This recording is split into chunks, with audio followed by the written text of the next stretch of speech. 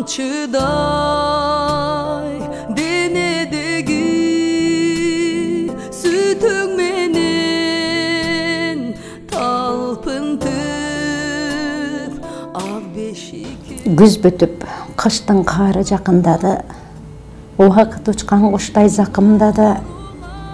Апаке сизге болгон сагынычым жүрөгүмдү куйкалап басылбады.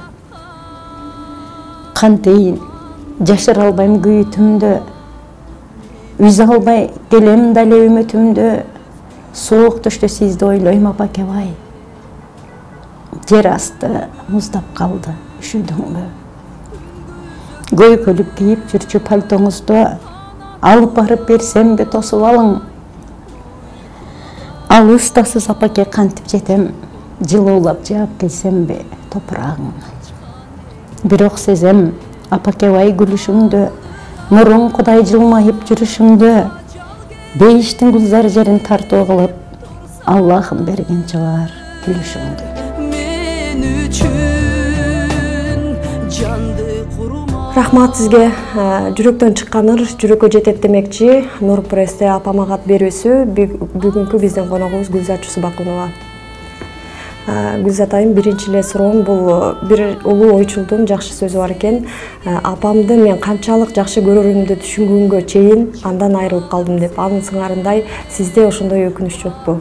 Баягы апалар 100кө чыкса дагы биз үчүн жаш да. Ана апам 63 жашында өтүп кетти. Апамдан баягы дагы эле көп сөздөрдү укпай калдымбы деген ошондой арман дагы деле бар. Тири болгондо дагы көп нерсе угат билем. Баягы мен апамдын мүнөзү ушундай эле. Баягы келип кучактап эле ашыкча берген жаман көрчү да. Мен ушу жүрөгүмдөгү көп эле эми сагынычым ошол. Болбой эле кучактап берсем болмок экен дей берем да. Анан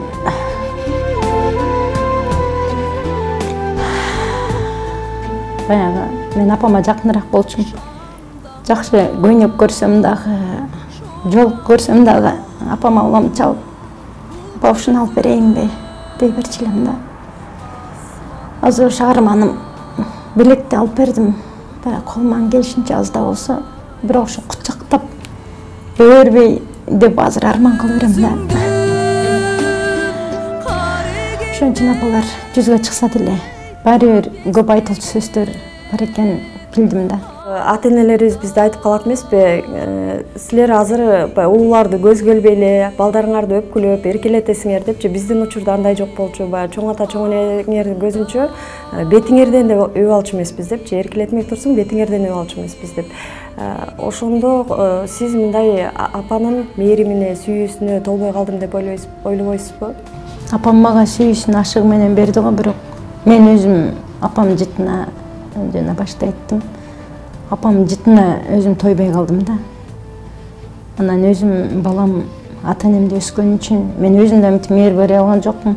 Апаман кийин балама ушундай ашыкча мээрим төгө баштадым да. Анткени менин жүрөгүмдө ошо апамды жыттап, жытына тойбой калган арман ичинде калды да. Илгерки айтылган макалдардын баары да туура экен да. Энеден кийин төркүн жок, эрден кийин урмат жок деген туура эле сөз экен. Атам бар, бир туугандарым бар. Бирок барганда апамдын отурган орду бар, өзү жок да. Көз алдың элестей берет. Булар канчалык мынтип сыйлап турса дагы баары бир апаң мээриминдей, апаң күлүп тозо алгандай болбойт экен да. Ошон үчүн айтылган экен, энеден кийин төркүн жок деп. Апам жок. Баргым келбейт. Бирок бир туугандарым үчүн барам. Барганда эле апам бейитине барам биринчи. Үйдө жыты жок элеси бар, бирок барганда мен жана ырымда жазылгандай пальтосун жыттап келем да. Апам кийимдерин алып алгам, ошо кийиминде жыты бар. Ушул өзүм кийип турган көйнөктү ошо апам 25 жашында кийген көйнөк экен. Апам өзүнүн тирүүсүндө деле кийип жүргөм, анан азыр такыр үстүмөн түшүрбөй калдым. Апамдын жыты бардай сезилет.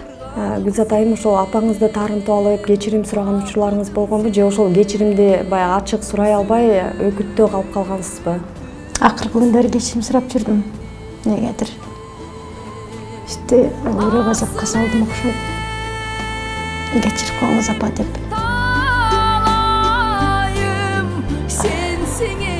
Эне эч качан капа болуп кеткен да. Апа эч качан капа болуп кеткен. Ооруп жатканда дагы мен ыраазымын, кыйналдың го кызым деп жүрдү. Мен ушул убакка чейин багып чоңойтуп, сиз кыйналган жоксуз го. Сиздин жакшы болуп калганыңыз мен бир күндү кыйналганыма да тете болбойт апа дедим. Бирок ошол убакта мен сизди ушул убакта кыйнадым эле. Мен үчүн ошондо азап тарттыңыз, кечирип коюңуз деп айта албадым да. Апа кечирмек түгүл, капада болуп кеткен да. Баягы мынтип таарынып калышы мүмкүн кичине анан. Бирок эне балага эч качан капа болуп кеткен да. Анан кыргызда айтылган бир сөз бар. Ата каргышы ок, эненин каргышы ок деп. Анан ошондон улам калган окшойт. Эне канчалык капа болсо дагы, кандай сөз айтса дагы, баары бир мээриминдеги сүйүү, мээриминдеги баягы жүрөгүндөгү сүйүү, өзүндөгү мээрим эч качан капачылык тудурбайт экен да. Апаңыздын сизге айтып кеткен эң акыркы сөзү? Апам өзөлөрдү айтты. Сен ак сүтүң актадың кызым. Көзүм кара менен тең айландың, ак сүтүңдү актадың кызым деди. Апам ошол сөздү уккандан кийин ойлойм, ак сүтүн актадым окшойт деп. Бирок капа кылган күндөрүм үчүн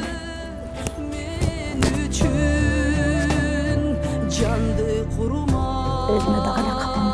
Апага жакшы сөз айтып, кичинекей ийгилик болсо дагы апаңа айтып турсаң, эне ушунчалык батын албайт да.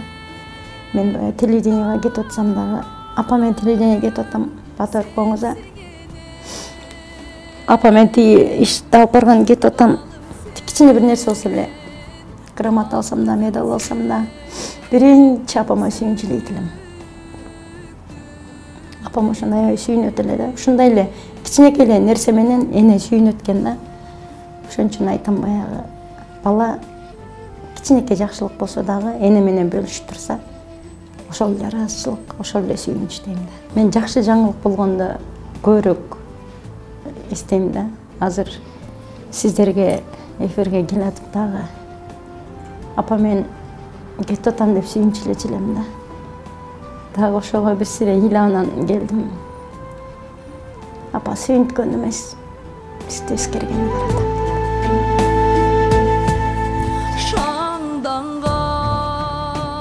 Биздин акыркы суроолордун бири ушул апаңызга кат жазып, ошол катты апаңыз окуй турган болсо, ошол катка эмне деп жазмаксыз? Бир жеримде жазылган. Апам өтүп кеткенде алыстагы иним сиңдим келе албай калды Москвадан. Ошондо өр жаздым. Бейтиңе баарыбыз чогулуп келдик. Апаке бир жолу баш көтөрчү, өзүң күткөн уулуң келди деп. Эгер ошол кат жазып апама жете турган болсо, мен үчүн тарткан азаптарыңыз үчүн кечириңизчи. Бири келип чыттатып кетиңизчи дейт.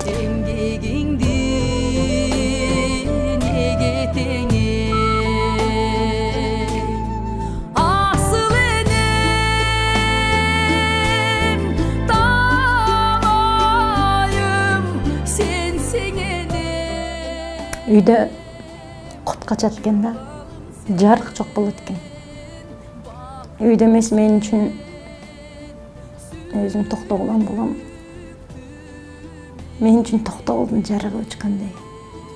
Биздин эле үй эмес, Токтогул шаарынын жарыгы өчкөндөй болот да. Токтогулга баратканда кандайдыр бир караңгы.